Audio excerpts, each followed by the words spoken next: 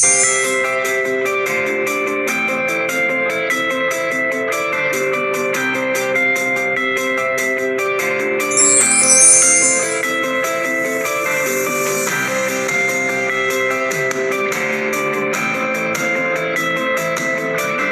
And welcome. Chapter number 12નો આ પાંચમો વિડીયો છે. ચેપ્ટર નંબર 12 પરમાણુનો. આજે આપણે જે વસ્તુ જોવાના છે થિયરેટિકલ વસ્તુ છે, રાઈટ. એ ખાલી ટોપિક નંબર 12.4 જે છે હાઇડ્રોજન પરમાણુનું બોહરનું મોડલ, આપણે એ જ આ વિડીયોની અંદર જોવાના છે. આ ટોટલ થિયરેટિકલ પોર્શન છે, મતલબ થિયરેટિકલ વિડીયો છે, પણ હા છે બહુ અગત્યનું, very very very important lecture છે. કારણ કે આનું લોજિક યુઝ કરીને તમારે ઘણા બધા સમ્સમાં કામ લાગશે. તદુપરાંત આ જ લોજિક યુઝ કરીને તમને એક્સ્ટ્રા મતલબ ટેકનિક્સ બધે શીખવાડીશ કે એની અંદર જે સૂત્રો આવે છે, જે આપણે આગળ જઈને ફ્યુચરમાં તમારે કોમ્પિટેટિવ એક્ઝામ્સની અંદર JEE નીટની અંદર વાપરવા હોય તો પણ એની ટેકનિક્સ હું તમને સમજાવીશ. એટલે આ લેક્ચર જે થિયરેટિકલ ભલે હોય પણ છે બહુ અગત્યનું. તો સ્ટાર્ટ કરીએ. ટોપિક નંબર 12.4 જે છે હાઇડ્રોજન પરમાણુનું બોહરનું મોડલ. મતલબ બોહર નામના સાયન્ટિસ્ટ, નિલ્સ બોર નામ એનું હતું, એમણે એક પરમાણુ મોડલ રજૂ કર્યું હતું. તો સૌપ્રથમ પહેલી એક વાત સમજો આપ. સૌથી પહેલા પરમાણુ મોડલ તો રધરફોર્ડે જ આપ્યું હતું. તો અગર રધરફોર્ડે પરમાણુ મોડલ આપ્યું હતું તો આ ભાઈએ કેમ આપ્યું? રાઈટ. એક જ વસ્તુના બે મોડલ ના હોય ને, એ ત્યારે જ શક્ય હોય કે જ્યારે પહેલાં આપેલ પરમાણુ મોડલની અંદર કંઈક ક્ષતિ રહી ગઈ, મતલબ ક્યાંક ખામી હોય, ક્યાંક કોઈક એવી મર્યાદા હોય કે જે મતલબ એ પરમાણુ મોડલ સમજાવી ના શકતું હોય. એટલા માટે જ સૌથી પહેલાં આ વિડીયોની અંદર, આ ટોપિકની અંદર આપણે શું ભણીશું? રધરફોર્ડે જે પરમાણુ મોડલ આપ્યું હતું એ પરમાણુ મોડલની મર્યાદા શું છે એકચ્યુઅલીમાં. તો સૌપ્રથમ પહેલો પ્રશ્ન આપ સમજી લેજો કે રધરફોર્ડનું પરમાણુ મોડલ આપણે ઓલરેડી વિડીયો નંબર 3ની અંદર જોઈ ચૂક્યા છે, ત્રીજા વિડીયોની અંદર જોઈ ચૂક્યા છે. જો આપે ના જોયું હોય તો હું તમને લિંક ડિસ્ક્રિપ્શનમાં એઝ યુઝ્યુઅલ આપું છું, એટલે એમાંથી જોઈ લેજો. તો પહેલાં ખાલી એ પરમાણુ મોડલનું જે વિધાન આપ્યું હતું એ તમને ક્લેરિટીથી ખબર હોવી જોઈએ. તો જ તમને જે પહેલો પ્રશ્ન એ લખેલો છે રધરફોર્ડ પરમાણુ મોડલની મર્યાદા જણાવો, તો જ તમને ખબર પડશે. કારણ કે પરમાણુ મોડલ ના ખબર હોય તો મર્યાદા કેમની ખ્યાલ આવે. તો પરમાણુ મોડલ ખાલી ઉપરથી કહી દો તો એવું ખબર પડે તમને કે ભાઈ કોઈ બી પરમાણુ હોય સર, મતલબ એનું સમગ્ર દળ ક્યાં કેન્દ્રિત થયેલું હોય? તેના કેન્દ્રની અંદર. એ કેન્દ્ર મતલબ દળ બી અને સમગ્ર વિદ્યુત ભાર બી તે જ કેન્દ્ર, જેનું નામ શું હોય? ન્યુક્લિયસ, એની અંદર કેન્દ્રિત થયેલું હોય, રાઈટ. એ બધું એમણે કીધું હતું. અને ઇલેક્ટ્રોન આ ધન વિદ્યુત ભારિત ન્યુક્લિયસની ઇર્દ-ગિર્દ આજુબાજુ ફરે વર્તુળાકાર ગતિમાં. તો મર્યાદા શું છે એકચ્યુઅલીમાં? What's the limitation, right. આમાં ક્ષતિ શું છે? તો એકચ્યુઅલીમાં મેક્સવેલ નામના સાયન્ટિસ્ટે જ્યારે એમની ઇલેક્ટ્રોમેગ્નેટિક થિયરી, વિદ્યુત ચુંબકીય વાદ આપ્યો હતો, તેની અંદર બધું મેન્શન કર્યું હતું, રાઈટ. ક્લાસિકલ મિકેનિક્સની અંદર, ક્લાસિકલ ફિઝિક્સની અંદર આ બધી વસ્તુ આવી જાય. તે એ પ્રચલિત વિદ્યુત ચુંબકીય વાદમાં મેક્સવેલે શું કીધું તે સમજો આવે, રાઈટ. એ લોજિક સમજશો તમને ક્લેરિટીથી ખબર પડી જશે. માન લો કે આપણી પાસે કોઈ બી પરમાણુ છે, તો પરમાણુની સેન્ટરમાં ઓબ્વિયસલી ન્યુક્લિયસ હશે અને એની ઇર્દ-ગિર્દ વિવિધ કક્ષાઓ હોય. એ કક્ષાઓમાં કોઈ બી એક કક્ષામાં, મતલબ કોઈ બી પ્રિસાઇઝ કક્ષામાં પર્ટિક્યુલર ઇલેક્ટ્રોન ગોર ગોર ગોર ગોર ગોર ફરે, વર્તુળાકાર ગતિ કરે. એ બધું આપણે એકદમ ક્લિયર છે. જો it is very necessary two C the entire 4 videos, right. જ્યાં સુધી એક ક્લિયર નહીં હોય ત્યાં સુધી તમે એક સ્ટેપ આગળ નહીં જઈ શકો, રાઈટ. ચેપ્ટરની અંદર દરેક નવી વસ્તુ એ જૂની વસ્તુ પર ડિપેન્ડન્ટ તો હોય જ, ક્યાંક ને ક્યાંક આધાર રાખતી જ હોય. તો બેટર છે આપ એ જોઈને જ આવો આગળ. અચ્છા, તો એણે કીધા પૂછો સેન્ટરમાં શું હોય? ધન વિદ્યુત ભાર હોય, ન્યુક્લિયસ. અને ઇલેક્ટ્રોન કોઈ બી કક્ષામાં, મતલબ ઇલેક્ટ્રોન પોતપોતાની કક્ષામાં પરિભ્રમણ કરે. તો ઓફિશિયલી લોજિક ક્યાં હતા મને ઉસ વખત બી સમજાયા હતા કે કોઈ બી ઇલેક્ટ્રોન જ્યારે કોઈ બી કક્ષામાં ફરે તો જે તે કક્ષામાં ફરે એની ઉર્જા ફિક્સ હોય.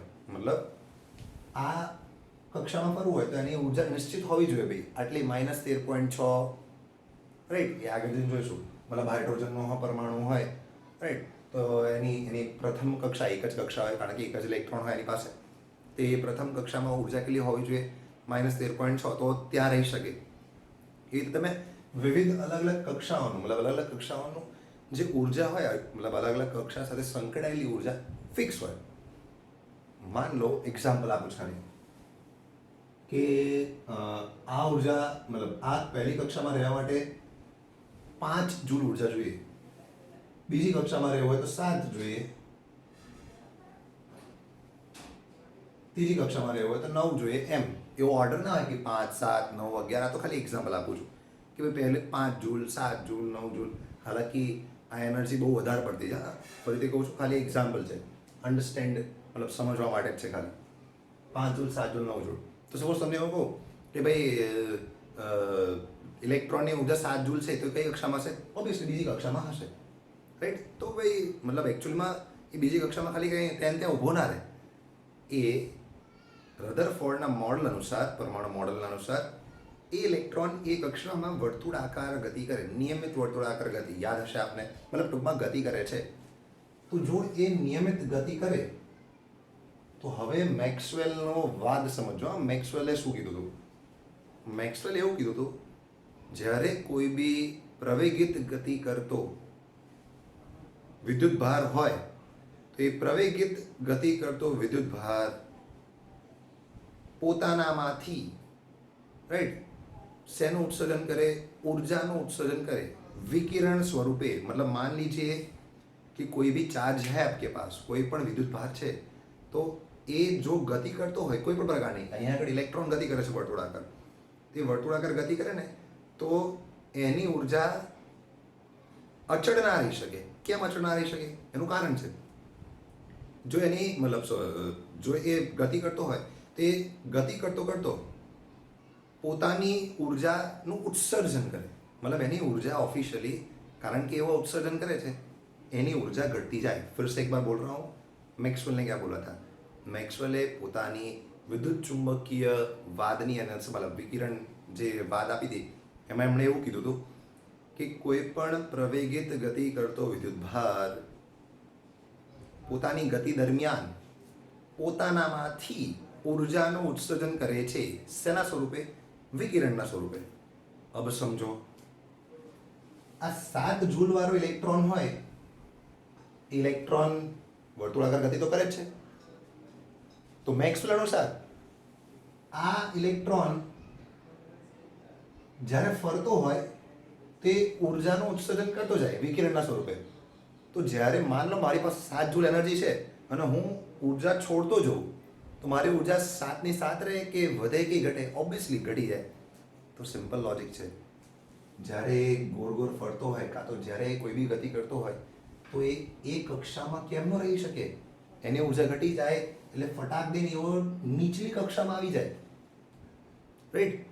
તો હવે જો નીચલી કક્ષામાં આવે તો થાય શું?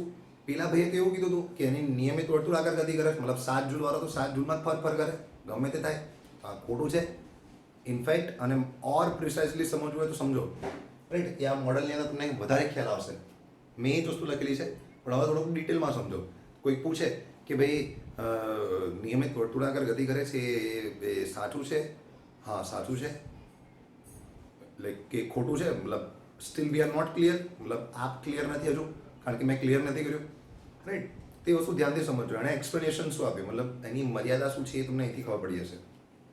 જો પ્રચલિત વિદ્યુતચુંબકીય વાદ અનુસાર પ્રવેગિત ગતિ કરતો કોઈ પણ વિદ્યુતભાર હોય તે વિદ્યુતચુંબક વિકિરણના સ્વરૂપમાં ઉર્જાનું ઉત્સર્જન કરે છે, જે મેં તમને કીધું, રાઈટ. કોઈ બી પર્ટિક્યુલર ગતિ કરતો વિદ્યુતભાર હોય એ મતલબ વિકિરણનું ઉત્સર્જન કરે, રાઈટ.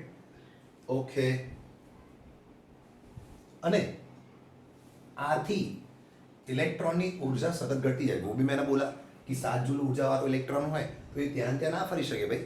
मतलब जैसे जैसे वो एनर्जी छोड़ता जाएगा, જેમ જેમ ઉર્જાનું ઉત્સર્જન કરતું જશે તેમ તેમ એની ઉર્જા ઘટતી જશે. હવે ઉર્જા ઘટે, આથી ઇલેક્ટ્રોનની કક્ષા વર્તુળાકાર હોવાના બદલે બીજી કંઈક હોય. કેવી હોય? સર્પિલ આકારની હોય. હવે કોકને ડાઉટ જાય કે સર આવું સર્પિલ આકાર કેમ? જો ધ્યાનથી, એમ માટે તમે એક આ ફિગરને કોન્સન્ટ્રેટ કરશો તો ખ્યાલ આવી જશે આપને. फोकस वेरी मच फोकस करना अच्छे से. देखिए આ પ્રોટોન છે, મતલબ આ હાઇડ્રોજન ન્યુક્લિયસ છે. હવે હાઇડ્રોજન હોય તેની અંદર ન્યુક્લિયસની અંદર તો એક જ પ્રોટોન હોય, કારણ કે 1H1 એ બધું ક્લિયર હોવું જોઈએ. તો આની અંદર એક પ્રોટોન છે ને, આ મતલબ આ ન્યુક્લિયસ છે, હાઇડ્રોજનનું ન્યુક્લિયસ, આ તો એવું બી બોલી શકાય એક પ્રોટોન. એની ઇર્દ ગિર્દ ઇલેક્ટ્રોન ફરવાનો છે. માન લો કે કોઈ રેન્ડમ કક્ષામાં દૂર છે, મતલબ કોઈ કક્ષામાં છે અત્યારે રેન્ડમલી. હવે જ્યારે એવો પરિભ્રમણ કરતો હોય, ગોળ ગોળ ફરતો હોય, તો આની આ જ કક્ષામાં રહેશે. સમજો, मान लीजिए वो घूमते घूमते आया, लेकिन हम क्या जानते हैं, આપણે શું જાણીએ છીએ, મેક્સવેલની વિદ્યુત ચુંબકીયવાદ અનુસાર ગતિ કરતો વિદ્યુત ભાર હંમેશા પોતાનામાંથી ઉર્જાનું ઉત્સર્જન વિકિરણના સ્વરૂપમાં કરે. તો આની ઉર્જા ઘટે એટલે ફટાક દઈને ઓર્બિટ બદલે. હવે ઓર્બિટ બદલે મતલબ કક્ષા બદલે, તો કઈ કક્ષામાં આવી જાય, એની નીચલી કક્ષામાં. માન લો કે નીચે આવી ગયો આમ, રાઈટ. એટલે થોડી વાર ફરે, મતલબ ઉર્જાનું ઉત્સર્જન કરતો હોય, પણ એકદમ જ ઘટી જાય ઉર્જા, એટલે પાછો અંદર આવી જાય. પછી આ કક્ષામાં પાછું ફરે, એમ પડતો ક્યાં અહીંયા પેસી જાય, ક્યાં પેસી જશે ભાઈ? ફટાક દઈને સેન્ટરમાં મતલબ કેન્દ્રમાં, ન્યુક્લિયસની અંદર. મતલબ એની ઓફિશિયલી જે એનો જે ગતિપથ થયો એ વર્તુળાકાર ના થયો. ऐसे घूम के वो અંદર પેટ ગયા. ભાઈ આ સર્પિલાકારની હોય, એટલા માટે એવું લખ્યું છે. આમ ઇલેક્ટ્રોનની કક્ષા વર્તુળાકાર હોવાના બદલે સર્પિલાકારની થાય, અને તેથી અંતમાં તે ન્યુક્લિયસમાં પડી જાય. હવે ન્યુક્લિયસમાં તો શું છે, ઓલરેડી પોઝિટિવ ચાર્જ, ધન વિદ્યુત ભાર, અને આ ઇલેક્ટ્રોન ઋણ વિદ્યુત ભાર લઈને આવે. તો આ ઋણવાળો ધનમાં પેસી જાય, રાઈટ. તો શું થઈ જાય, જે સ્થાયીપણું હતું ન્યુક્લિયસ જે ધન વિદ્યુત ભાર રહીને સ્થાયી હતો, હવે એ સ્થાયી ના રહે, અસ્થાયી થઈ જાય. આમ આવો પરમાણુ સ્થાયી ન જ હોઈ શકે, ના જ હોય ભાઈ 110%. કેમ? કારણ કે ફટાકડીને એવો અંદર પેસી ગયો ભાઈ. It's not possible actually, right. એટલે કક્ષાનું વર્તુળાકાર કક્ષામાં રહેવું, આ રીતે રહેવું પોસિબલ નથી, રાઈટ. એટલે આમ એક જ શબ્દમાં કેવું હોય, તો આ એક શબ્દ યાદ હોય તો બી તમે આસાનીથી યાદ રાખી શકો છો. શું કે રધરફોર્ડનું જે પરમાણુ મોડલ છે એ પરમાણુની સ્થિરતા કાં તો પરમાણુનું સ્થાયીપણું समझावी शक्यो नहीं. एकदम सिंपल. फिर से बोल रहा हूँ, इसको अच्छे से समझने के लिए પહેલાં આપણે વિડીયો 3ની અંદર પરમાણુ મોડલ જે આવે છે એ ખાલી પરમાણુ મોડલનું વિધાન કાં તો તમારી નોટ્સમાં આગળ લખેલું જશે. તમે પરમાણુ મોડલ પહેલાં એ જોઈ લેવાનું, વાંચી લેવાનું, 3-4 લાઈન છે. ત્યારબાદ એની મર્યાદાને સમજવાનો પ્રયત્ન કરવાનો. ફરી એકવાર મેક્સવેલે કીધું હતું કે કોઈ બી ગતિ કરતો વિદ્યુત ભાર હોય એ શું કરે, મતલબ જ્યારે ગતિ દરમિયાન પોતાનામાંથી ઉર્જાનું ઉત્સર્જન કરે વિકિરણના સ્વરૂપે. હવે આવું થાય એની વર્તુળાકાર ગતિ, મતલબ વર્તુળાકાર કક્ષા ના હોય કન્ફર્મ, એનો જે ગતિપથ હોય એ કેવો હોય, સર્પિલાકારનો હોય, એ જે તમને સમજાવેલ છે, રાઈટ. તો સૌપ્રથમ આપ પોઝ કરીને નોટ કરી લો ફટાફટ પહેલો ભાગ. ઓકે, તો હવે વાત કરીશું આ ટોપિકના મેઇન પોર્શનની, રાઈટ. મેઇન પોર્શન છે એટલા માટે કારણ કે આનો ઉપયોગ આપણે આખા ચેપ્ટરની અંદર મોસ્ટ ઓફ સમ્સની અંદર આ જ થિયરીનો ઉપયોગ કરીશું, રાઈટ, જેને કહેવાય બોરનું પરમાણુ મોડલ. હવે એકચ્યુઅલીમાં બોર રધરફોર્ડની લેબોરેટરીમાં કામ કરી ચૂક્યા હતા અને એમણે એકચ્યુઅલીમાં શું કર્યું છે, એમણે બે આઈડિયાઝ મિક્સ કરી છે. મતલબ બે અલગ અલગ બ્રાન્ચ, એવું કહી શકો તમે, બે અલગ અલગ બ્રાન્ચ મિક્સ કરી છે. એક તો ક્લાસિકલ મિકેનિક્સ, મતલબ પ્રચલિત યંત્રશાસ્ત્ર મિક્સ કર્યું. તદુપરાંત એ દરમિયાન જે નવું એક યંત્રશાસ્ત્ર હતું જેને કહેવાય ક્વોન્ટમ યંત્રશાસ્ત્ર, એમને બી મિક્સ કર્યું. મતલબ આ બે બ્રાન્ચને મિક્સ કરી પ્રચલિત અને ક્વોન્ટમ યંત્રશાસ્ત્રને આધારે એમણે પરમાણુ મોડલ સમજાવવાનો પ્રયત્ન કર્યો, રાઈટ. એ પરમાણુ મોડલ કેવી રીતે વ્યક્ત કર્યો, તો કે એમણે ડાયરેક્ટલી ના કહી દીધું, પણ તમે એકચ્યુઅલીમાં જૂની ટેક્સ્ટ બુક તો ખ્યાલ ના આવે તમે લોકોને, બટ જીએસબીની મતલબ ઓલ્ડ ટેક્સ્ટ બુકની અંદર, જૂની ટેક્સ્ટ બુકની અંદર આ વસ્તુ ક્લિયરલી અધિતર્ક સ્વરૂપે આપી દીધું. એનસીઆરટી ટેક્સ્ટ બુકની અંદર આને સ્વીકૃતિ નામ આપેલું. મતલબ 3 અલગ અલગ અધિતર્ક બી કહી શકાય કાં તો સ્વીકૃતિ બી કહી શકાય. એટલે બોહરે જે પરમાણુ અંગેનું મોડલ આપ્યું તે ત્રણ અલગ અલગ સ્વીકૃતિ સ્વરૂપે આપ્યું, રાઈટ. એમણે બહુ ક્લેરિફાઈ કર્યું હતું, મતલબ આવું હોય તો આવું જ થાય ને આવું હોય તો આવું જ થાય એમ.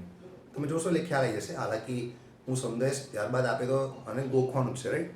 તો સમજીને ગોખવું એ થોડુંક સારું રહેશે, થોડુંક ઇઝી રહેશે, રાઈટ. તો જે બોહરે આપ્યું એ શું હતું એ મેં આ પ્રશ્ન સ્વરૂપે જ રજૂ કર્યું છે. પહેલું બી એવું જ હતું.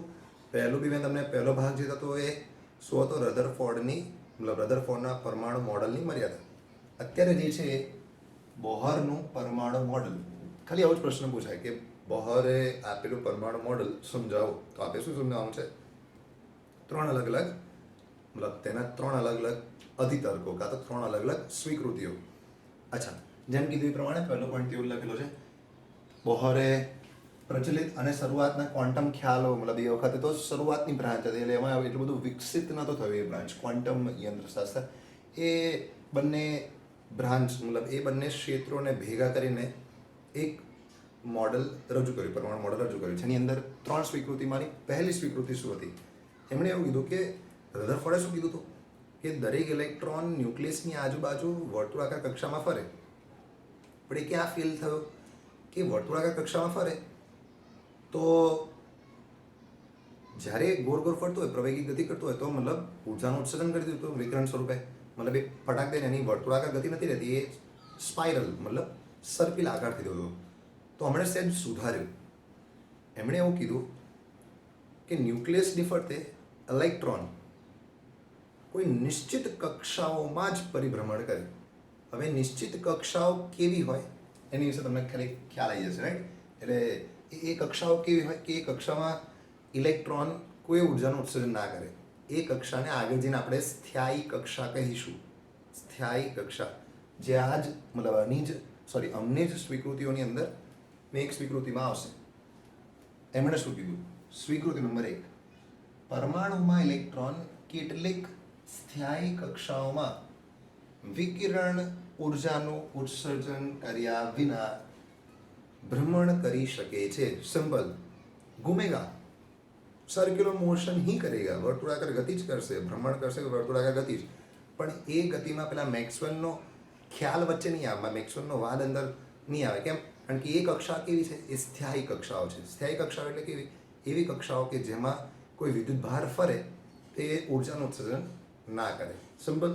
થોડુંક ઓર ડિટેલમાં બી મેન્શન કર્યું છે. આ સ્વીકૃતિ અનુસાર દરેક પરમાણુ કેટલીક ચોક્કસ સ્થાયી અવસ્થાઓ ધરાવે છે, મતલબ અવસ્થાઓમાં હોઈ શકે છે. અને દરેક શક્ય અવસ્થાનું ચોક્કસ મૂલ્ય હોય. મેં તમને પેલું કીધું ને 5 જૂલ, 7 જૂલ, 9 જૂલ એમ ચોક્કસ મૂલ્યની ઉર્જા ધરાવે છે. આ અવસ્થાઓને સ્થાયી અવસ્થાઓ કહે છે. આ શબ્દ એકદમ ક્રિસ્ટલ ક્લિયર હોવો જોઈએ. Very easy. સ્વીકૃતિ નંબર 1 આ પ્રથમ સ્વીકૃતિ છે, રાઈટ. અને થોડું એક્સપ્લેન કરેલું છે જેથી કરીને તમને કોન્સેપ્ટ એકદમ ક્લિયર થઈ જાય, રાઈટ. સ્વીકૃતિ નંબર 2.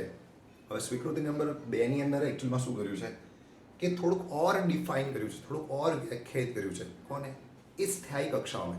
મતલબ કોઈ પૂછે કે સર આ સ્થાયી કક્ષાઓ કેવી રીતે શોધી શકાય, તો એમણે એવું બી ક્લિયર કરી દીધું કે ઇલેક્ટ્રોન જે કક્ષામાં રહે ને, મતલબ જે સ્થાયી કક્ષામાં ભ્રમણ કરે છે ન્યુક્લિયસની આજુબાજુ, એ કક્ષાઓ કેવી હોય કે જ્યારે આપણે એમનું કોણીય વેગમાન શોધીએ ને, એ કક્ષામાંનું કોણીય વેગમાન તો h/2πના પૂર્ણ ગુણાંકનું હોય છે, મતલબ પૂર્ણ ગુણાંક જેટલું હોય છે.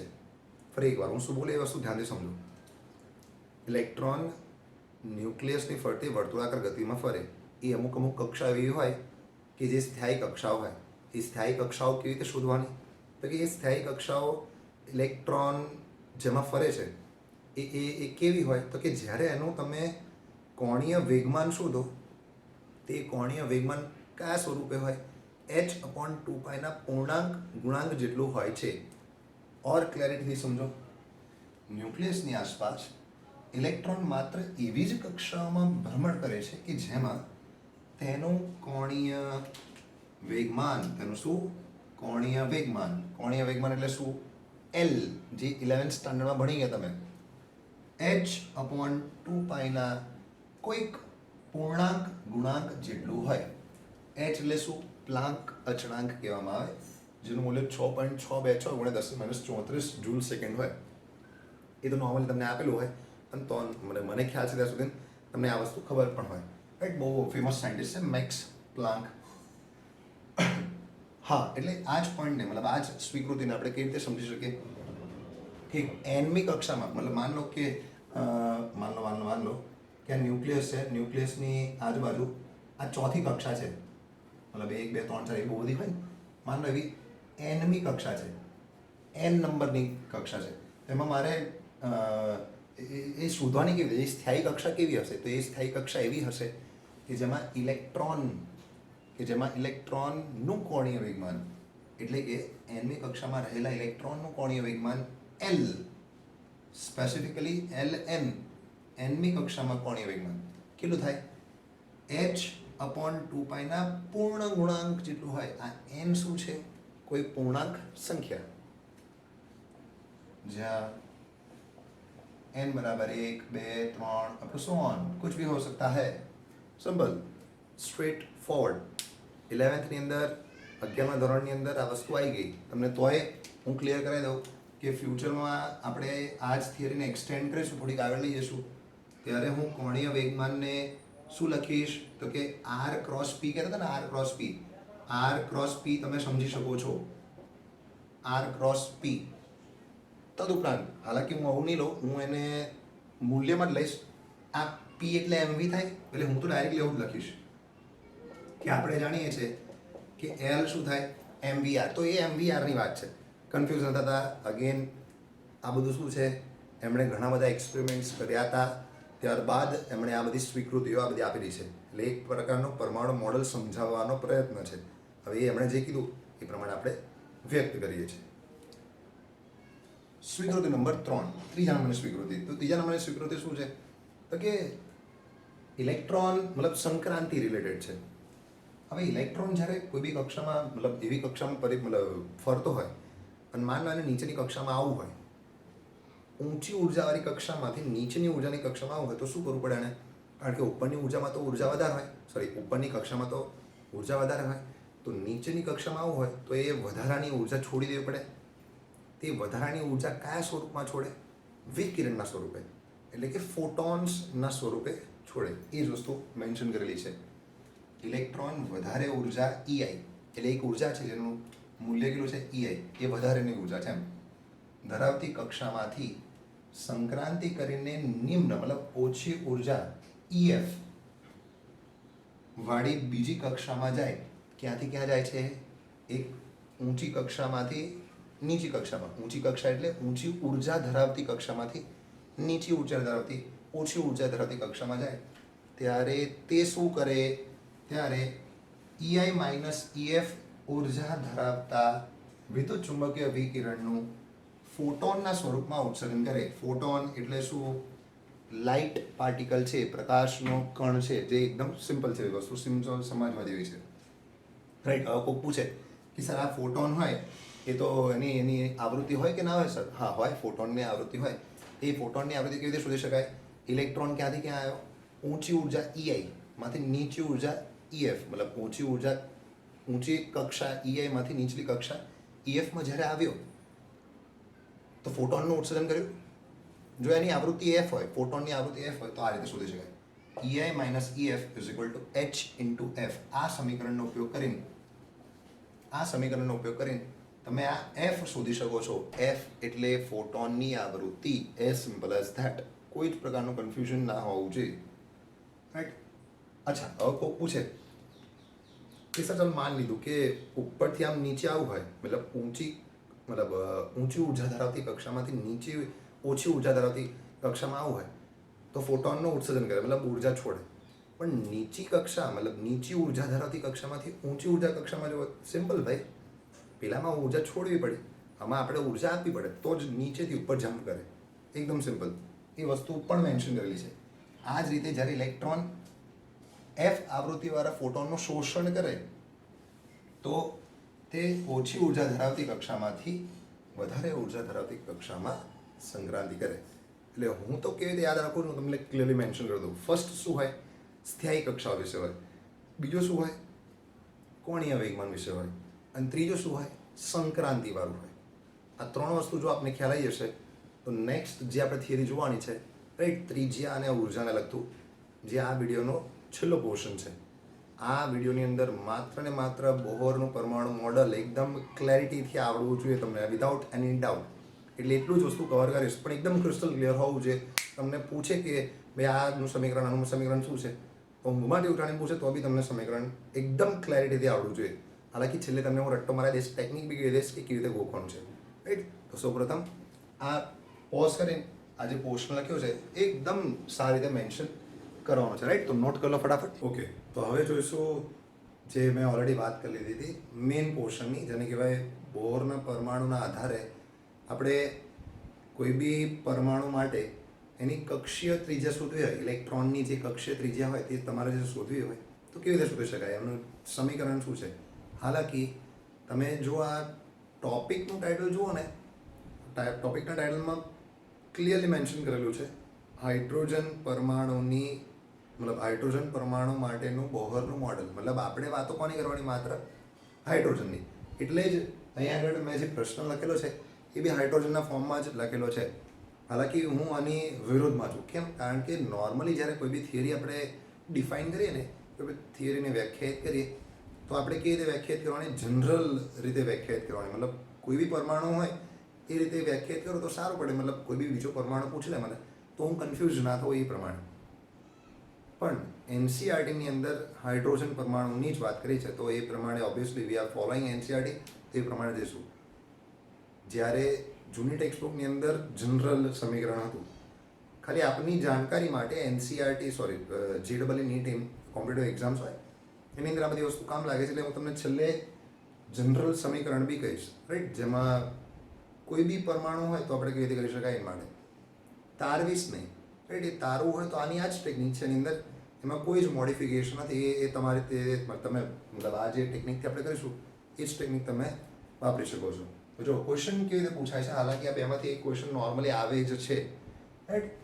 બોહર મોડેલ પર આધારિત હાઇડ્રોજન પરમાણુના ઇલેક્ટ્રોનની nમી કક્ષીય ત્રિજ્યાનો સૂત્ર મેળવો. બરાબર. હવે હાઇડ્રોજન પરમાણુ વિશે આપણે ઓલરેડી જાણીએ છીએ. તો આ ફર્સ્ટ ક્વેશ્ચન જે નોર્મલી પૂછાય છે, હા, મતલબ એટલે માટે જ મેં આગળ NS પ્રશ્ન તરીકે બી લખેલું છે. હવે જો આ ક્વેશ્ચનની ખાસિયત ઓબ્વિયસલી શું છે, ઇલેક્ટ્રોનની nમી કક્ષીય ત્રિજ્યાનું સમીકરણ મેળવવાની ટેકનિક છે, રાઈટ. થોડું ઓર ક્લેરિફાઈ કરી દો કે ભાઈ આની અંદર આપણે તારવણી કેવી રીતે કરીશું. ઓબ્વિયસલી જેમ મેં તમને પહેલાં કહી દીધું કે હાઇડ્રોજન પરમાણુની જ વાતો કરવાની છે.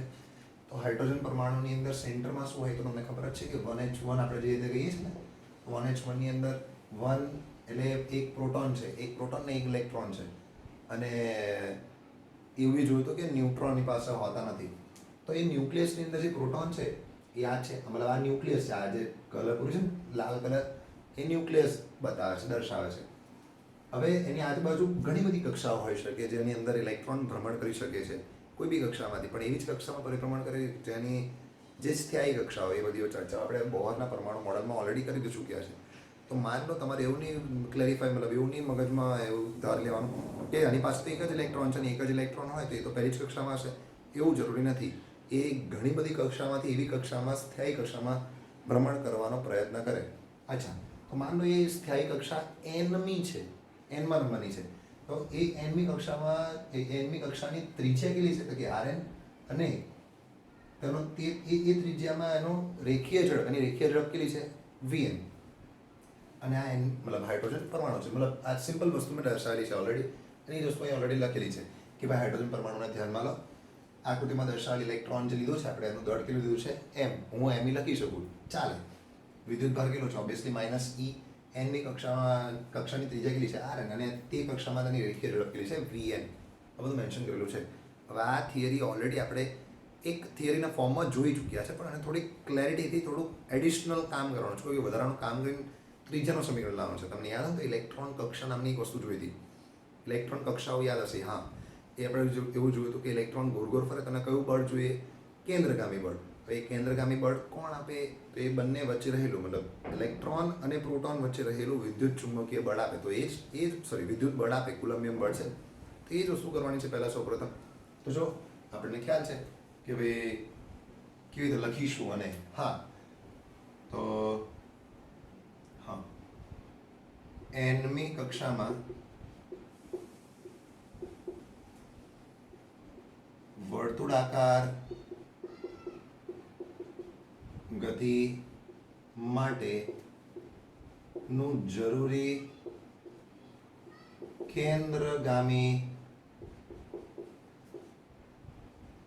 બળ એટલે FC એ ઇલેક્ટ્રોન અને ન્યુક્લિયસ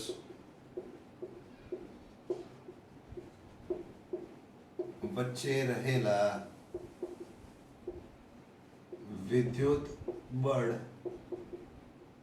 FE દ્વારા પૂરું પડાય છે સિंपल ये जानते हैं हम लोग कि केंद्रगामी बળ જે જોઈએ છે અને વિદ્યુત બળ એ ક્રમમાં આપે છે ને તો સિમ્પલ એવું કહી શકાય એટલે કે FC બરાબર FE અહીં લખું છું ક્લિયરલી મૂલ્યમાં એટલે ટેન્શન નહીં લેવાનું રાઈટ માઇનસ સાઇનનું ટેન્શન હમણાં લેવાની જરૂર નથી આપે તો सीधी बात डायरेक्टली आप लिख सकते हो आप लोग mv²/r યાદ જ હશે તમને અને આ શું થઈ જાય KQ1 Q2/r² as simple as that પણ ક્લેરિટીથી લખવાનું શું સર ક્લેરિટીથી લખવાનું આ બધી વસ્તુઓ જે nમી કક્ષાઓની દરેક દર્શાવીએ છીએ તો Vn Rn આપણા Rn એ બધી વસ્તુઓ ક્લેરિટીથી લખવાની અચ્છા તો વેલ્યુ મૂકી દો ભાઈ m ની તો વેલ્યુ એમ જ છે Vn² છે Rn છે તો સર કઈ વેલ્યુ મૂકવાનું બાકી છે સર અરે E અને E ઇન્ટુ E શું થઈ જાય E² ના છેદમાં Rn નો સ્ક્વેર તો એક Rn ઉડી જાય તો તમને આન્સરમાં શું મળે હું તમને ક્લેરિટીથી મતલબ એ મેન્શન કરી દઉં જો આ ઉપર આવશે એટલે સુધી લખી શકાય છે આપણેથી m Vn² ઇન્ટુ Rn બરાબર K ઇન્ટુ E².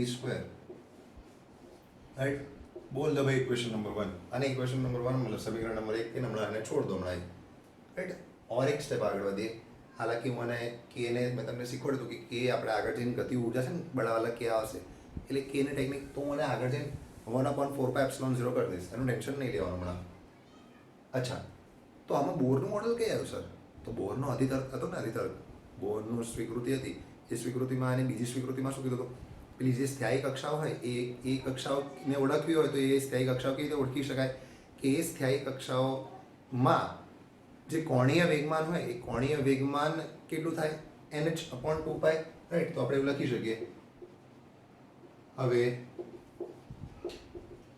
બોરના પરમાણુ મોડલના ની સ્વીકૃતિ અનુસાર એની એક સ્વીકૃતિ હતી ને ઇલેક્ટ્રોન નું કુલ કોણીય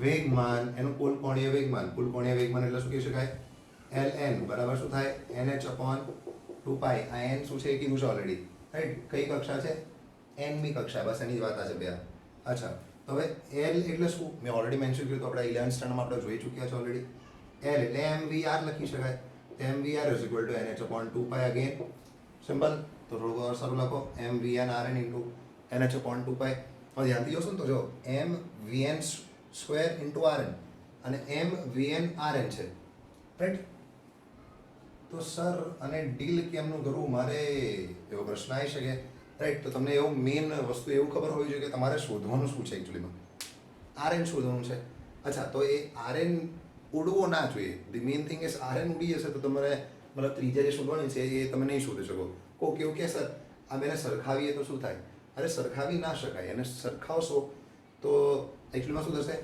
mvnrn અને અહીં બી mvnrn છે હાલાકી અહીં vn² છે તો એ વસ્તુ ઉડી જશે રાઈટ એટલે આરએન જે મેઇન છે વસ્તુ એ જ ઉડી જશે તો સર શું કરવું જોઈએ હું તો કહું અને આના જેવો લાવવાનો પ્રયત્ન કરો તો vn² લાવવું હોય vnનો વર્ગ લાવવો હોય તો આને વર્ગ કરી શકાય તો જો કેવી લખી શકાય બંને બાજુ વર્ગ લેતા બંને બાજુ વર્ગ લે લો તો શું થશે M square V N square R N square બરાબર શું થશે N square H square 4 into pi square. હું કહું અને સમીકરણ નંબર 3 કહું. હવે ધ્યાનથી જોશો એટલે ખાલી આઈડિયા આવી જશે. હવે આ બેનો ગુણોત્તર લઈ શકાય. કેમ સર? તો જો આ વીએન સ્ક્વેર અને આ બી વીએન સ્ક્વેર એટલે ઉડી જશે. એટલે મારે વીએન નહીં જોતો, મારે આરએન થી મતલબ છે. રાઈટ? હવે કે સર આરએન ના સૂત્રમાં વીએન આવે તો શું ફરક પડે? ભાઈ આરએન ના સૂત્રમાં વીએન ન આવવું જોઈએ, કારણ કે એક જ સમીકરણની અંદર બે એવી વસ્તુ જે આપણે જાણતા નથી ઓલરેડી એ ન લાવવું જોઈએ. રાઈટ? તો સિમ્પલ ટેકનિક, ત્રીજાનો અને પહેલાનો ગુણોત્તર લઈ લેવાનો. સમીકરણ 3 અને 1 નો ગુણોત્તર લેતા જો એટલે શું મળશે આપણને M square V N square R N square ના છેદમાં મતલબ ડાબી બાજુના છેદમાં ડાબી બાજુ જ આવે એમ વીએન સ્ક્વેર ઇન્ટુ આરએન બરાબર આ બાજુ શું છે ઉપર જો N square H square upon 4 pi square ના છેદમાં પેલા જોડ શું છે કે ઇન્ટુ ઈ સ્ક્વેર છે. એકદમ ક્લિયર? જો જે વસ્તુ ઉડતી ઉડાડી દેવાની, એક એમ જતો રહેશે વીએન સ્ક્વેર તો આખો જતો રહેશે, એક આરએન જતો રહેશે, તો બચશે શું આપણી પાસે એમ અને આરએન. એમાં એન ને હું નીચે નાખી દઉં છું તો શું મળશે જો આરએન બરાબર મારી પાસે શું વેલ્યુ આવશે જો ધ્યાનથી આ એમ આવશે નીચે એટલે શું થશે એન સ્ક્વેર એચ સ્ક્વેર ના છેદમાં 4 પાઈ સ્ક્વેર કે ઈ સ્ક્વેર એમ. રાઈટ? હા શ્યોરલી આ જ છે. તો હવે જો હવે હું શું કરીશ એન સ્ક્વેર એચ સ્ક્વેર પણ કે એટલે શું 1/4 પાઈ એપ્સિલોન 0 તો બેટર છે આપણે એને એ રીતે લખીએ તો 4 પાઈ એપ્સિલોન 0 તો ઉપર તો રહેશે ના છેદમાં જે હતું એનું એ જ 4 પાઈ સ્ક્વેર કે ની વેલ્યુ તો મૂકી દીધી ઈ સ્ક્વેર ઇન્ટુ એમ. ભાઈ કન્ફ્યુઝ ના થતા ભાઈ લો. ચલો એક પાઈ ઉડી જશે, એક 4 ઉડી જશે, બીજું કાંઈ ઉડશે તો નહીં. એટલે અંતમાં કહી શકાય કે આરએન નું સમીકરણ શું આવ્યું આપણી પાસે N square H square epsilon 0 upon pi E square M. Standard equation, main equation, આની વગર નહીં ચાલે ભાઈ. રાઈટ? એકદમ સિમ્પલ ઇક્વેશન છે. આ રીતે નોર્મલી મેળવવાનું હોય છે અને આ વસ્તુ 4 માર્ક્સમાં પૂછાય છે, 3 થી 4 માર્ક્સની અંદર. એટલે અગત્યની વસ્તુ છે.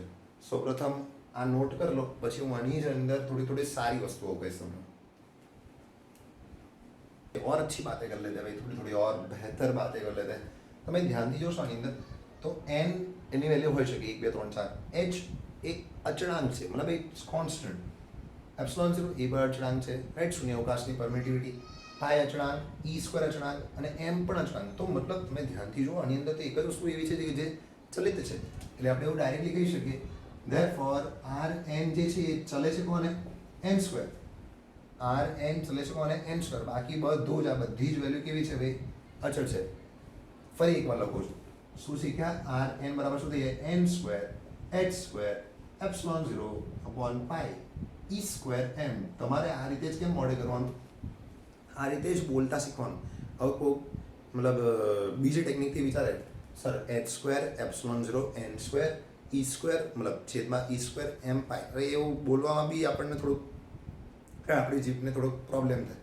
કેમ કે આ નોટેશનમાં યાદ રાખશો આપ આરામથી યાદ રહેશે N square H square epsilon 0 upon pi E square M. માન લો હું એકદમ નજીકની કક્ષાની વાત કરું. નજીકની કક્ષા એટલે શું? n ની વેલ્યુ કેટલી હોય 1. સૌથી નજીકની કક્ષા મતલબ જો n બરાબર 1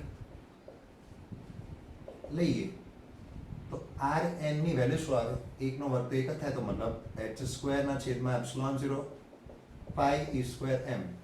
હવે જો તમે આની વેલ્યુ શોધશો તો તમને કરીબ આનો આન્સર 0.53 એંગસ્ટ્રોમ મળશે. 0.53 એંગસ્ટ્રોમ મળશે. હાલાકી આ R1 છે. R1 આ R1 ની વેલ્યુ જે આવી એને આપણે પ્રેમથી a સફિક્સ 0 a0 કહીએ છીએ. a0 એટલે શું? MCQ માં પૂછાઈ શકે એવો ક્લાસિક ક્વેશ્ચન. બોહર ત્રિજ્યા મેં એનું નામ આપ્યું છે કે ભાઈ A0 છે એ બોહર ત્રિજ્યા કહેવામાં આવે, રાઈટ. ત્રિજ્યામાં મતલબ હાઇડ્રોજન પરમાણુની ત્રિજ્યાની અંદર આનાથી વિશેષ આપણે કાંઈ જ ભણવાનું નથી, રાઈટ. બધી વસ્તુમાં તમને ડિટેલમાં કહી દીધી છે, એકદમ સિમ્પલ, રાઈટ. ફરીથી આ જે નાનકડો પોર્શન કીધો એ પણ આ લખી નાખો, राइट. जल्दी जल्दी. सो अब ये वीडियो का लास्ट पोर्शन, राइट. આ વિડીયોનો છેલ્લો પોર્શન કે જે મેં પહેલાં મેન્શન કર્યું હતું કે ત્રિજ્યા જો લીધું, હવે ઉર્જાની વાત કરવાની છે કે ઇલેક્ટ્રોન જે એનમી કક્ષામાં ફરે છે એ એનમી કક્ષામાં ઇલેક્ટ્રોનની કુલ ઉર્જા કેટલી હશે એવું સમીકરણ તારવાનું છે. તો આ સમીકરણ કેવી રીતે તારવીશું? એકચ્યુઅલીમાં આ સમીકરણની અંદર આપણે હેલ્પ જોઈશે કોની? RNની. RN મતલબ ત્રિજ્યાની. તો એ લોકોએ પ્રશ્ન નોર્મલી તમને જ્યારે પૂછશે એ લોકો તો આ જ પ્રકારનો પ્રશ્ન પૂછશે તમને કે બોહરના પરમાણુ મોડેલ માટે એનમી કક્ષીય ત્રિજ્યાનું સમીકરણ RN બરાબર શું હતું? n²h²0 લઈને, રાઈટ, સૂત્ર સ્વીકારો અને એની મદદથી ઇલેક્ટ્રોનની એનમી કક્ષીય મતલબ એનમી કક્ષામાંનું કક્ષાનું ઉર્જાનું સમીકરણ મેળવો. અચ્છા, હા, તો શું કરીશું? એનું એ જ ભાઈ જે આગળ આપણે જે ડિટેલ મેન્શન કરી હતી કે ભાઈ ઇલેક્ટ્રોન મતલબ હાઇડ્રોજન પરમાણુની અંદર પ્રોટોનથી RN ત્રિજ્યા પર એનમી કક્ષામાં ઇલેક્ટ્રોન ફરી રહ્યો છે, એની ઝડપ કેટલી છે, એની ઝડપ Vn જેટલી છે, આ બધું વસ્તુ મેન્શન કરેલી છે. ઇનફેક્ટ આની અંદર લોજિક શું આપણે શું ધ્યાનથી સમજો, एकदम सिंपल फंडा है, लेकिन आपको कंफ्यूजन नहीं रखना है कुछ भी. Same to same. ઇલેક્ટ્રોન ગોળ ગોળ ફરે તો ગોળ ગોળ ફરવું હોય તો એની પાસે શું હોવું જોઈએ? કેન્દ્રગામી બળ. કેન્દ્રગામી બળ કોણ પૂરું પાડે છે? તો કે બેની વચ્ચે રહેલું વિદ્યુત બળ, કુલંબિયન વિદ્યુત બળ. તો એ જ વસ્તુ લખીશ, રાઈટ. ન્યુક્લિયસની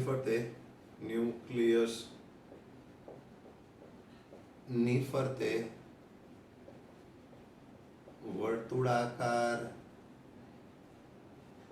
કક્ષામાં ભ્રમણ કરવા માટે ઇલેક્ટ્રોનને જરૂરી કેન્દ્રગામી બળ Fc એ ન્યુક્લિયસ અને ઇલેક્ટ્રોન ના વચ્ચે લાગતા વિદ્યુત બળ દ્વારા પૂરું પડાય છે. વિદ્યુત બળ એટલે શું? Fe, Fc. હા, તો શું કહી શકાય? એટલે કે ભાઈ Fc બરાબર Fe. અચ્છા, therefore Fc मतलब क्या भाई? mv²/r is equal to kq1. Directly रख दो भाई, मतलब मूल्य છે kq1 e બીજો q2 અગેન e. આ બધું ક્લિયર કરેલું છે સર. આમાં પ્લસ e છે ને પેલો માઇનસ e. તમે એવું કેમ લખ્યું? હું મૂલ્યમાં લખું છું એટલા માટે, કારણ કે દિશા ઓલરેડી કેન્દ્ર તરફ છે બંનેની. એટલે ke² ના છેદમાં r². થોડું પ્રિસાઇઝ લખીએ તો rn લખી શકીએ આપણે, અહીં vn भी લખી શકીએ. As simple as that. चलो भाई, एक rn उठ जाएगा, सीधी सीधी बात, नो बकवास, डायरेक्टली बातें कर लेते हैं हम लोग. तो ये क्या बनेगा? ke² ना छेदમાં rn, ke² ना छेदમાં rn. ओके, बहुत बढ़िया. ये हो जाएगा mvn².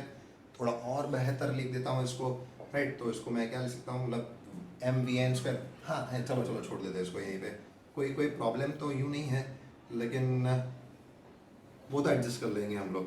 भाई આના પરથી ડાયરેક્ટ આપણે એવું કરી શકાય. શું કરી શકાય? 1/2 mv², રાઈટ. કારણ કે આપણે કુલ ઉર્જા શોધવાની છે ને, તો કુલ ઉર્જા કેવી રીતે મળે? ગતિ વત્તા સ્થિતિ. એટલે હું અહીં કદાચ કરી શકત કે 1/2 થી કરીને, પણ થોડુંક સિસ્ટમેટિકલી લખીએ. હવે ગતિ ઉર્જા મતલબ ઇલેક્ટ્રોનની જ ગતિ ઉર્જા છે, ઇલેક્ટ્રોનની, રાઈટ. તો એ ગતિ ઉર્જા કેપિટલ કે કેટલો થાય? હંમેશા 1/2 mvn². એનમી કક્ષામાં છે એટલા માટે. અચ્છા, અહીંયા બી kn લખી દો. તો કેપિટલ કે એન બરાબર શું થશે 1/2 જો એમ ઇન્ટુ વી એન સ્ક્વેર તો ઓલરેડી છે આપણી પાસે રાઈટ કે ઈ સ્ક્વેરના છેદમાં આર એન. હવે સમજ પડશે તમને કે નો મહત્વ. આ ને કે છે ને બહુ લોકો ફોર્મમાં આવીને કે ઉડાડી દે, એવું નહીં કરવાનું. અને થોડુંક સારું લખો એમ. તો એ શું થાય ઈ સ્ક્વેરના છેદમાં 4 પાઈ એપ્સિલોન 0 પણ 4 2 જાય 8 तो 8 pi epsilon 0 into R N. Simple. मान लीजिए ये दूसरा समीकरण बीजू इक्वेशन છે ભैया. આ જ રીતે હવે ઇલેક્ટ્રોનની સ્થિતિ ઉર્જા રાઈટ ઇલેક્ટ્રોનની સ્થિતિ ઉર્જા યુએન કહી શકાય ભાઈ યુએન. આ બી આવડે તમને. શું થાય के Q1 Q2 upon are N के Q1 Q2 upon are N. बहुत बड़ा के Q1 Q2 upon are N એટલે શું થશે કે એટલે શું 1 अपॉन 4 પાઈ એપ્સિલોન 0. Q1 એટલે E, Q2 એટલે માઇનસ E ના છેદમાં આર એન. આ બી સમજાયેલું હતું. E ઇન્ટુ E શું થઈ જશે E સ્ક્વેર. તો શું લખી શકાય UN બરાબર શું થશે E સ્ક્વેર એટલે માઇનસ E સ્ક્વેર ના છેદમાં 4 pi epsilon 0 into R N. આરના સફિક્સમાં એન છે આર એન. એકદમ ક્લિયર. માન લો સમીકરણ નંબર 3 બે આ સમીકરણ નંબર 3 છે એવું કરી લો. તો હવે કુલ ઉર્જા બી શોધી શકાય. ધેરફોર મતલબ માટે કુલ ઉર્જા કેપિટલ ઈ એન બરાબર શું થાય કે એન પ્લસ યુએન. હવે કે એન પ્લસ યુએન કરો તો કે એન વેલ્યુ કેટલી છે એક્સક્યુઝ મી ઈ સ્ક્વેરના છેદમાં 8 pi epsilon 0 R N plus UN ની વેલ્યુ છે માઇનસ E સ્ક્વેરના છેદમાં 4 પાઈ એપ્સિલોન 0 આર એન. તો જો EN કેટલું થશે જેટલું કોમન હોય બધું કોમન કાઢી લેવાનું. તો અહીં 8 છે ને અહીં 4 છે તો 4 કોમન કાઢી લે. બેઠું એના જેવું જ છે રાઈટ. એટલે ઇલેક્ટ્રોનની નોર્મલ વાતો યાદ હોય ને તમને આ વસ્તુ સારી પડે એમ. તો જો E સ્ક્વેર ના છેદમાં 4 પાઈ એપ્સિલોન 0 આર એન બધું જ કોમન નીકળી જાય તો આની પાસે શું વધશે ખાલી 1/2 વધશે. પેલા પાસે 1 વધશે તો 1/2 માઇનસ 1 શું થઈ જાય 1/2 માઇનસ 1 શું થઈ જાય એકદમ સિમ્પલ -1/2. તો આન્સર શું આવશે માઇનસ E સ્ક્વેરના છેદમાં 4 દુ 8 થઈ જશે એટલે 8 pi epsilon 0 into R N. Sir શું આ સૂત્ર મોડે કરવાનું છે ના. આર એન જે છે એની વેલ્યુ મૂકી દેવાની. આર એનની વેલ્યુ શું છે તમને ખબર છે n square h square n square h square epsilon 0 sorry upon pi E square m જે ઓલરેડી તમને આપેલું છે. એટલે શું લખી શકાય માઇનસ E સ્ક્વેર ના છેદમાં 8 pi epsilon 0 into R N. R N શું છે n square h square epsilon 0 ના છેદમાં પાઈ E સ્ક્વેર m. તો જો આ પાઈ તો કેન્સલ થઈ જશે. સમીકરણ શું થશે જો m e raise to 4 m e ની 4 ઘાત ના છેદમાં 8 માઇનસ માં છે પહેલા n square h square epsilon 0 square. એકદમ સ્ટ્રેટ ફોરવર્ડ ઇક્વેશન છે. ગોખવાતા મતલબ ગુપ્તા બી આવડશે તમને. અને મેં તમને એવું બી કીધું તો આ માઇનસ સાઇન કેમ આવે. માઇનસ સાઇન શું સૂચવે માઇનસ સાઇન એવું સૂચવે છે કે એ બંધાયેલો છે. Simple straightforward equation. Minus m e raise to 4 છેદમાં 8 n square h square epsilon 0 square. Right. ફટાફટ આ વસ્તુ નોટ કરી લો તો થોડી ઓર વાતો એના વિશે બી કરી લઈશું. ઓકે તો શું વસ્તુ શીખવા લાયક છે એની અંદરથી. તો જો એની અંદરથી પહેલેથી વસ્તુ પહેલાં તો ગોખવું પડશે કે en બરાબર શું થશે. en બરાબર m e ની 4 ઘાત મતલબ m e રેઝ ટુ 4 છેદમાં 8 3 નો વર્ગ કોનો n square h square epsilon 0 square. હવે ફરીથી એની ચર્ચા રાઈટ ભાઈ લોग एकदम ध्यान से देखना एकदम पावरफुल मजा आएगा एकदम. હવે જો ઓફિશિયલી જો હું આને શોર્ટ આઉટ કરીશ મતલબ ધ્યાનથી જોઈશ તો એમ એટલે શું અચળ ઇલેક્ટ્રોનનું દળ છે અચળ હોય. ઈ શું છે ઇલેક્ટ્રોનનો વિદ્યુતભાર અગેન 8 ખુદ અચળ છે h અચળ એપ્સિલॉन 0 અચળ બધું અચળ છે સિવાય n સ્ક્વેર. એટલે હું તો ડાયરેક્ટલી એવું કહી શકું કે ઈ ચલે છે 1/n સ્ક્વેર. ચલો વેરી ઇમ્પોર્ટન્ટ એમસીક્યુના ટર્મ્સમાં મતલબ એમસીક્યુના पॉइंट ऑफ व्यू थी ખૂબ જ અગત્યનું સમીકરણ. और क्या सीखना है तो આના સિવાય તો બધું અચળ છે ને તો જો તમે એ વેલ્યુ મૂકશો ને, મતલબ તમારે મૂકવાની જ છે, તમારે ચેક કરવાનું, એટલે આગલા ઇક્વેશનમાં બી ચેક કરવાનું, તો 0.53 એંગસ્ટ્રોમ કેમનો આવ્યો તમારે જાતે ચેક કરવાનું.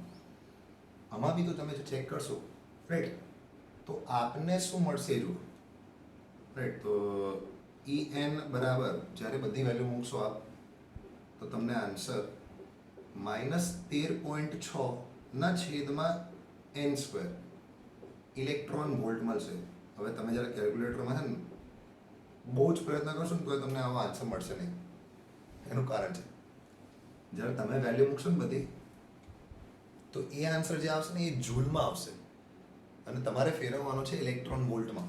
તમારો આન્સર આવશે જૂલમાં.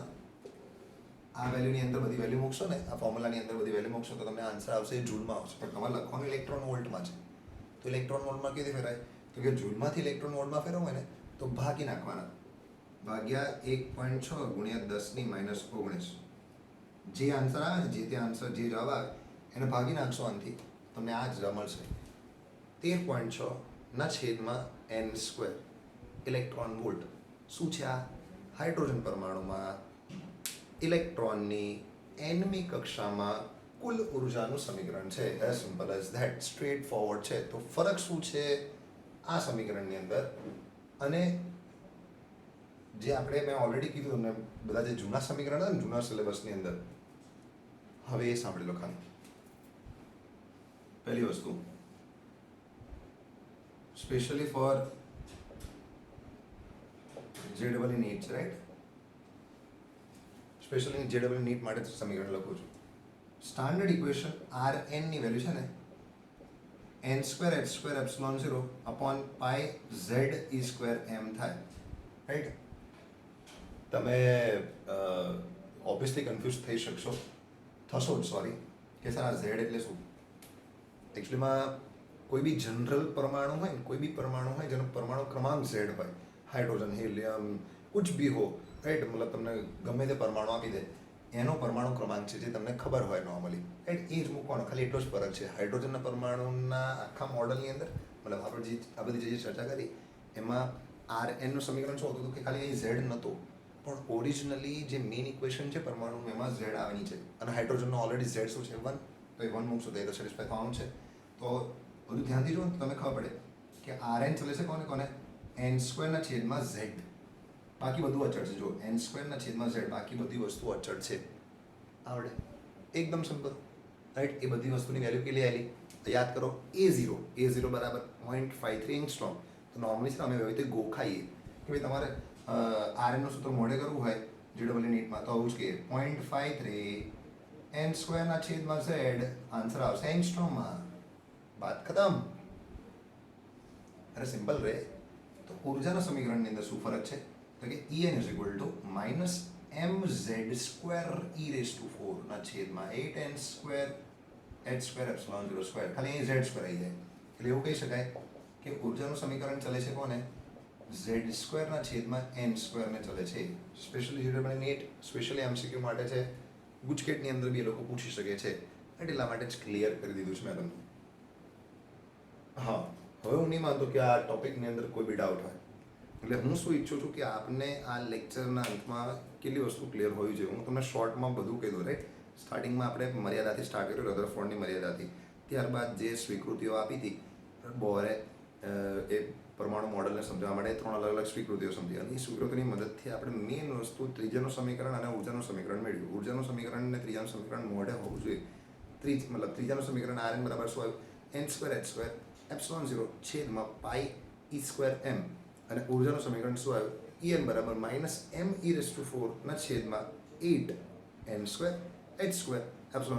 जैसा मेरे को आता है ऐसा आपको आना चाहिए, राइट. અને આ જ ટેકનિકથી મોડે કરશો તો તમને સારું રહેશે.